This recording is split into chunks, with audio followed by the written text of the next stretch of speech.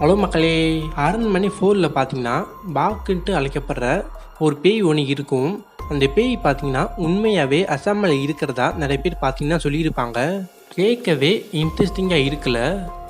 மற்ற பேய் படம் மாதிரி இல்லாமல் அரண்மனை 4ல் பார்த்தீங்கன்னா அசாமில் இருக்கக்கூடிய பாக்குன்ட்டு என்ற பேயை பார்த்தீங்கன்னா இந்த ஒரு அரண்மனை 4ல் பார்த்தீங்கன்னா கொண்டு வந்திருப்பாங்க.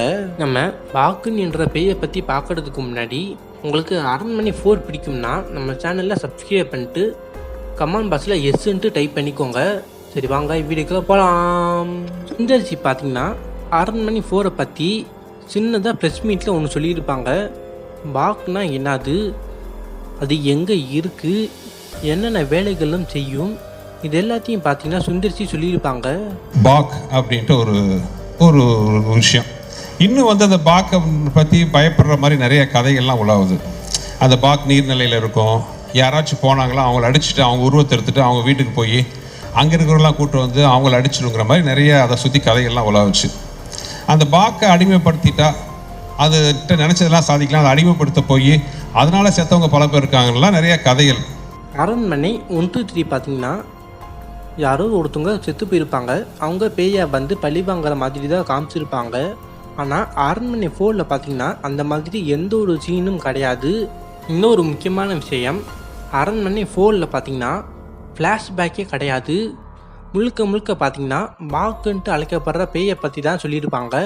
ஃபர்ஸ்ட் ஆஃப் ஆல் பாக் வந்து ஒரு பேயான்ட்டு நீங்கள் கேட்டிங்கன்னா அது கிடையாது. அது பார்த்தீங்கன்னா ஒரு வகையான மீனாங்க.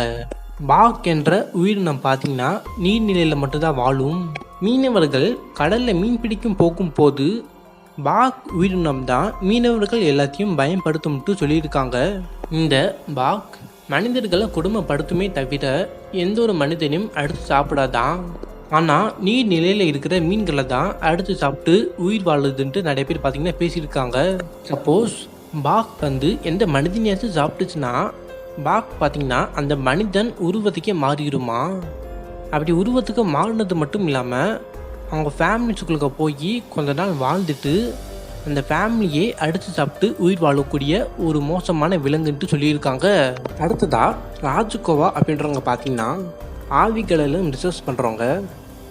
அவங்க தான் நீர்நிலையில் இருக்கிற ஆவிகளையும் நிலத்தில் இருக்கக்கூடிய ஆவிகளையும் காலத்தில் இருக்கக்கூடிய ஆவிகளையும் தனித்தனியாக பிரித்து வேறுபடுத்தி வச்சுருக்காங்க. அவங்க சொன்னதில் நீர்நிலைகளில் சேர்ந்த ஆவிகள் பார்த்திங்கன்னா மொத்தம் 5 இருக்கான். அதில் முக்கியமான ரொம்பவே பவர்ஃபுல்லான ஆவிகளில் ஒன்று தான் பாக் ஆவி. நம்ம இந்தியாவை பார்த்திங்கன்னா நிறைய பேர் ஆண்டுருக்காங்க. ஆனால் யாராலையும் பார்த்திங்கன்னா நார்த் ஈஸ்ட் பகுதியில் மட்டும் ஆள முடியலை. அதுக்கான காரணம் நிறைய பேர் பிரம்மபுத்திரான்ட்டு சொல்லியிருக்காங்க. அதுக்கான காரணம் நிறைய பேர் பார்த்தீங்கன்னா பாக் ஆவின்ட்டு சொல்லியிருக்காங்க. கேட்கவே சுவாரஸ்யமாக இருக்குல்ல.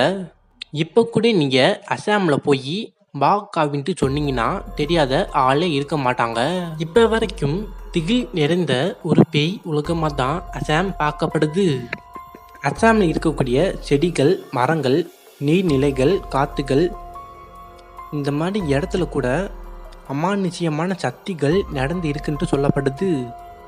இன்றைக்கு காலகட்டத்தில் பார்த்தீங்கன்னா அசாமில் நிறைய பேய் நடமாட்டங்கள் இருக்கிறதா இப்போ கொஞ்ச நாளைக்கு முன்னாடி இருந்து பேசிகிட்டு இருக்காங்க. அது எந்த அளவுக்கு உண்மை பொய்ன்றது எனக்கு தெரியல. எனக்கு கிடைச்ச தகவலை நான் உங்களுக்கு ஷேர் பண்ணியிருக்கேன். அசாமை பற்றி உங்களுக்கு ஏதாச்சும் இன்ஃபர்மேஷன் தெரிஞ்சுன்னா மறக்காம கமெண்ட் பாக்ஸில் சொல்லிடுங்க.